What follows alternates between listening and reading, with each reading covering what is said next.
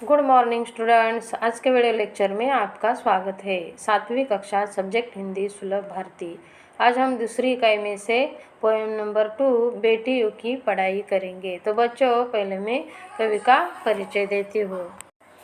देखो, इस कविता के कवि है आनंद विश्वास। इनका जन्म है जुलाई 1949, सिकोहाबाद, उत्तर प्रदेश। उनकी रचनाएं हैं मिटने वाली रात नहीं, पर कटी पाखी, देवम, गर्मा गर्म थपेड़ लुके, बहादुर बेटी।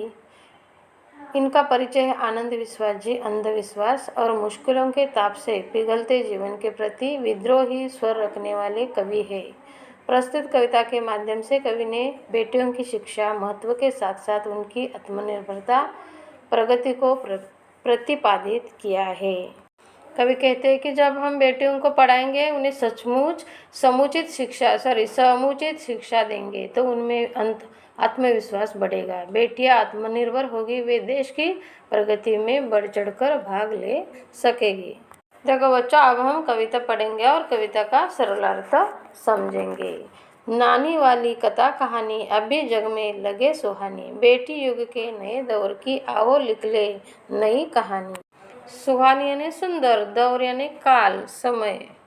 देखो बच्चों, देश विकास कर रहा है, परंतु आज भी बच्चों को नानी द्वारा सुनाई गई कहानियाँ प्यारी लगती है ना तुम्हें भी, जो बेटियों के नए युग से संबंधित हो। देखो बच्चों, आज बेटियों के अस्तित्व पर संकट सा छा गया है, इसलिए कवि इस युग को भी बेटी युग बनाकर बेटियों के लिए ही नई कहानी लिखने की बात कर रहे हैं। देखो बेटी, आगे देखते हैं। बेटी युग में बेटा बेटी सभी पढ़ेंगे सभी बढ़ेंगे, फौलादी ले नेक इरादे, खुद अपना इतिहास गढ़ेंगे, देश बढ़ेगा, दौड़ेगी अब तरुण जवानी, नानी वाली कथा कहानी अब भी जग में लगे सुहानी। फौलादी यानी मजबूत, नेक यानी भला अच्छा, इरादा यानी संकल्प, तरुण यानी युवा। देखो बच्चों, इस नए युग में लड़के और लड़कियां दोनों पढ़ेंगे, पढ़ लिख कर आगे बढ़ेंगे और तरक्की के मजबूत इरादों के साथ स्वयं अपना इतिहास लिखेंगे। जब देश के सभी लड़के और लड़कियां पढ़ेंगे तो देश आगे बढ़ेगा ना। युवक युवतियां प्रगति की दौड़ में दौड़ेंगे। आज भी बच्चों को नानी द्वारा सुनाई गई कहानियाँ भी प्यारी लगती है। देखो आगे क्या है। बेटा सुशिक्षित आदि शिक्षा, दोनों सुशिक्षित पूरी शिक्षा, हमने सोचा मनन करो तुम, सोचो समझो करो समीक्षा, सारा जग शिक्षा में करना, हमने सोचा मन में ठानी, नानी वाली कथा कहानी अब भी जग में लगे सुहानी। मनन यानी सोचना, विचार करना, ठान यानी ठानना, पक्का करना। देखो बच्चों, इस कविता में कवि कहते हैं कि यदि केवल बेटों को सुशिक्षित किया जाए तो वह आधी शिक्षा कहलाएगी, बराबर ना। पूरी शिक्षा तभी कहलाएगी जब दोनों को अच्छी तरह सुशिक्षित किया जाएगा, बेटा और बेटी को भी। यह हमारा विचार है, इस पर सभी को सोचना चाहिए, विचार करना चाहिए। हमने विचार किया है कि मन में ठान लिया है कि सारे संसार को सुशिक्षित करना है। आज भी बच्चों को नानी द्वारा सुनाई गई कहानियाँ प्यारी लगती है। देखो, अब कोई न अनपढ़ होगा, सबके हाथों पुस्तक होगी, ज्ञान गंगा की पावन धारा सबके आंगन तक पहुँचेगी। पुस्तक और कलम की शक्ति जग जाहिर जानी पहचानी, नानी वाली कथा कहानी अब भी जग में लगे सुहानी।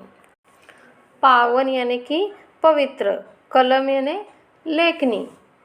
देखो कवि कहते हैं अब समाज में कोई भी अनपढ़ नहीं रहेगा, सभी बालकों के हाथों में पुस्तकें होगी। ज्ञान रूपी गंगा की पवित्र धारा प्रत्येक व्यक्ति के आंगन तक पहुंचेगी, अर्थात हर घर का हर बच्चा पढ़ेगा। सभी जानते हैं कि कलम में कितनी शक्ति होती है, बराबर ना। पुस्तकें ज्ञान का भंडार होता है। आज भी बच्चों को नानी द्वारा सुनाई गई कहानियाँ भी प्यारी लगती है।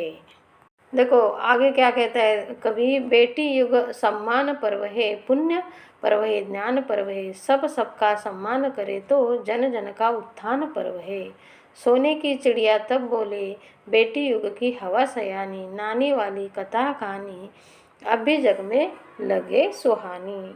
सम्मान यानी कि आदर, उत्थान यानी कि प्रगति, पर्व त्योहार, सयानी समझदार। देखो बच्चों, कवि कहते हैं बेटी युग सम्मान का पर्व होगा, यह पुण्य है।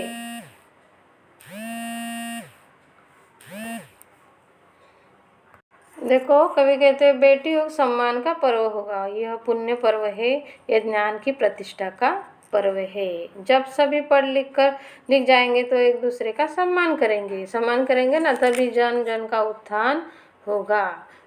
उत्थान यानी कि प्रगति।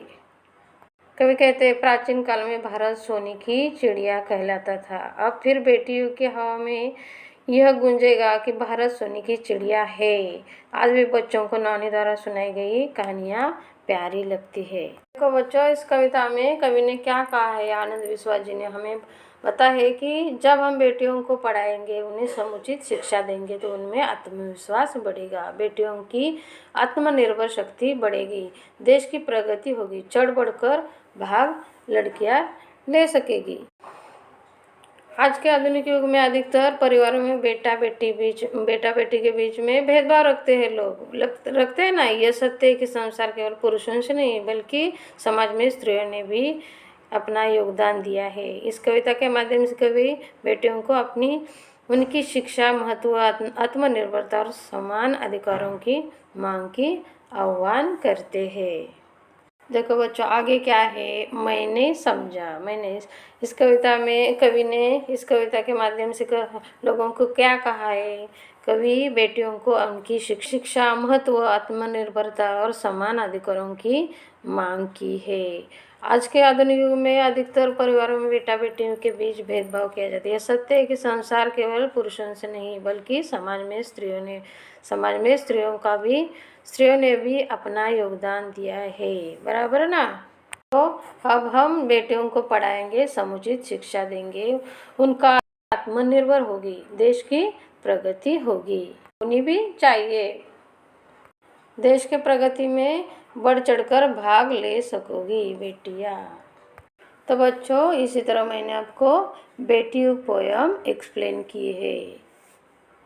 तो बच्चों, I hope you all understand my teaching. मैं आशा करती हूँ कि तुम्हें सब समझ में आया होगा। तो बच्चों, आपको ये वीडियो अच्छी लगी हो तो लाइक, सब्सक्राइब और शेयर जरूर करो। Thank you. चलो फिर मिलेंगे अगले वीडियो में। बाय।